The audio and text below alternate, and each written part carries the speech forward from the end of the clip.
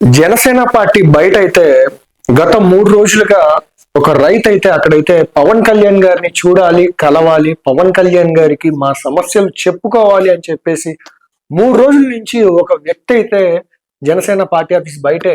అతను ఎలా వచ్చాడంటే ఒక ఎద్దుల బండి మీద వచ్చాడు. 2 ఎద్దుల్ని కాడి కట్టుకొని పొలంకి ఎలా వెళ్తారు ఒక రైతు, ఆ విధంగా అయితే దాదాపు 760 కిలోమీటర్లు, అంటే ఇక్కడ కాదు, అతని నియోజకవర్గం వచ్చేసి హిందూపురం, అది అనంతపురం జిల్లాలో ఉంది. దాదాపుగా కర్ణాటకకి బార్డర్ అని చెప్పొచ్చు ఆ హిందూపురం. 760 కిలోమీటర్లు, దాదాపు 25 రోజుల నుంచి అతను ఆ 2 ఎద్దుల్ని చూసుకుంటూ వాటికి ఫుడ్ పెడుతూ, అదే విధంగా రోజు కొంచెం దూరం అలా వచ్చి ఫైనల్ గా 3 రోజుల ముందైతే జనసేన ఆఫీస్ ముందైతే అతనైతే నిలబడ్డాడు. నిలబడి పవన్ కళ్యాణ్ గారిని కలవాలి ఎలాగైనా అని చెప్పి అక్కడైతే కూర్చున్నాడు. కానీ ప్రోటోకాల్ విషయంగా అయితే లోపలికైతే ఎవరినైతే అలౌ చేయరో అది అందరికీ తెలిసిన విషయమే. పవన్ కళ్యాణ్ గారిని కలిసేంత వరకు నేను ఇక్కడ నుంచి బయలుదేరను అనే ఉద్దేశంలో అయితే ఆయన అక్కడే పార్టీ ఆఫీస్ బయటే అతను 2 ఎద్దులతో అక్కడే ఉండిపోయాడు. ఈ రోజు అయితే మంగళగిరి ఎయిమ్స్ లో అంటే ఒక ప్రోగ్రామ్ అయితే జరుగుతుంది. ఆ ప్రోగ్రామ్ కి అయితే మన రాష్ట్రపతి గారు అయితే మేడం గారు అయితే విచ్చేశారు. అదేవిధంగా మేడంని కలుసుకునే ప్రయత్నంలో పవన్ కళ్యాణ్ గారు వెళ్లే సమయంలో ఇతనైతే ఈ రైతునైతే చూశారు. ఆయన ఆప్యాయంగా అయితే పలకరించి నీకేంటి ప్రాబ్లము, ఎక్కడి నుంచి వచ్చావు, ఎందుకు వచ్చావు అని అయితే డీటెయిల్స్ అడిగి అయితే తెలుసుకున్నారు. ఒకసారి ఆ వీడియో కూడా మనం ఒకసారి అయితే ప్లే చేద్దాం, ఒకసారి మీరు కూడా వినండి. నా పేరు నవీన్ కుమార్. నేను 27 రోజుల మధ్య ఎసులుబండి ద్వారా 760 కిలోమీటర్లు జనసేన మంగళగిరి పార్టీ ఆఫీస్ వరకు వచ్చినాను.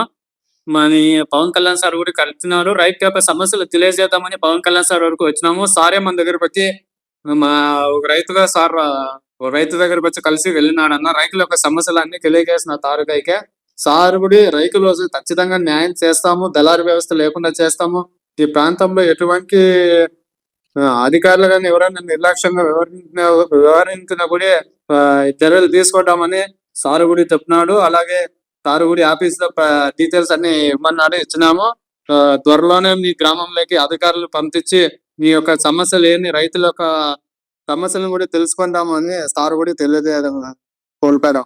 ఓకే, మనం చూస్తే ఎక్కడన్నా కానీ ఒక నాయకుడి దగ్గరికి అభిమానులు అనేవాళ్ళు కానివ్వండి, కార్యకర్తలు అనేవాళ్ళు కానివ్వండి, వీళ్ళైతే వెళ్ళి కలుస్తుంటారు. కానీ ఇక్కడ చూస్తే పవన్ కళ్యాణ్ గారే డైరెక్ట్ గా ఈ రైతునైతే కలిశారు.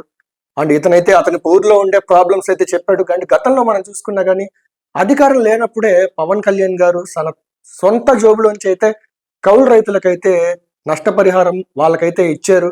చాలా వరకు చాలా జిల్లాల్లో, కర్నూలు కానివ్వండి, బనగానపల్లె కానివ్వండి, చాలా జిల్లాల్లో ఈ రైతులకైతే భరోసా కార్యక్రమంగా పవన్ కళ్యాణ్ గారు ఆయన సొంత డబ్బులు అయితే ఇచ్చారు. ఇప్పుడు అధికారంలో ఉన్నారు కాబట్టి ఇంకా ఎక్కువ చేస్తారనే నమ్మకంతోనే ఇతను దాదాపు 750 కిలోమీటర్లు, అంటే ఎక్కడ హిందూపూర్, కర్ణాటక బార్డర్ లో ఉండే హిందూపూర్ ఎక్కడ అమరావతి, విజయవాడ, మంగళగిరి, ఎంత దూరం వచ్చాడంటే అది కాక ఓన్లీ కేవలం అతనికి 2 ఎద్దులు మాత్రమే ఉన్నాయి. ఆ ఎద్దుల బండిలోనే మొత్తం పెట్టుకున్నాడు.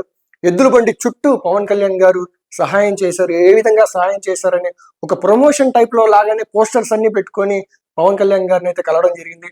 పవన్ కళ్యాణ్ గారు కూడా ఇతని మాటలు విని తప్పకుండా మీ నియోజకవర్గంలో మీకున్న రైతుల సమస్యలను డెఫినెట్లుగా అధికారుల దగ్గరికి తీసుకెళ్లి తీరుస్తానని అయితే నమ్మకంగా అయితే చెప్పారని చెప్పేసి అతనే అయితే చెప్పాడు.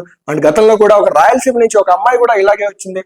ఆవిడని కూడా సరైన టైంలో పవన్ కళ్యాణ్ గారు కలిసి ఆవిడ బాగోగులని తెలుసుకొని, ఇబ్బందులు కూడా ఏమన్నా ఉంటే అడిగి తెలుసుకొని వెంటనే రెక్టిఫై చేస్తానని మాట కూడా అయితే ఇచ్చారు. చూశారు కదండి, పవన్ కళ్యాణ్ గారు ఎక్కడ కష్టం ఉంటే అక్కడ వెంటనే తలుక్కుమని అక్కడ దేవుడిలాగైతే ప్రత్యక్షం అవుతారనడానికి ఇదే నిదర్శనం అని చెప్పొచ్చు. Thank you.